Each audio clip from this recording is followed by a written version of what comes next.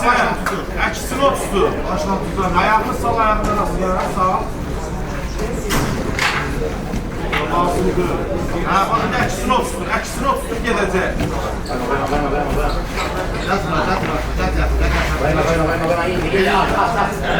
Ay sağ bayla. Sık ha.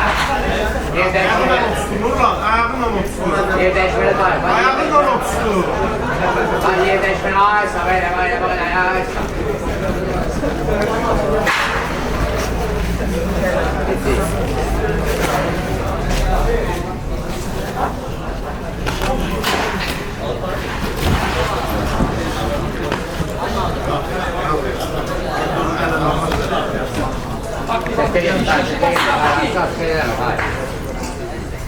Yer değişmeli.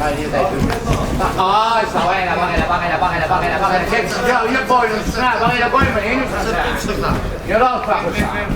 Ay sağ ol. Telaşma. Çek. Telaşma biz ayağı çal. Sen kalkmak lazımdır. Ayağı çal. Kalk böyle. Ya da yok verme. Çek ayağı çek. Arkaya git. Arkaya çek. Arkasına çek. Doğru verme. Koyma ayakla. Elini başında alma. Elini başında alma. Daha bilmeyeceksin ya oradan sen. 61 kilogram üzrə çempionatın qalibi Qırmızı Küt.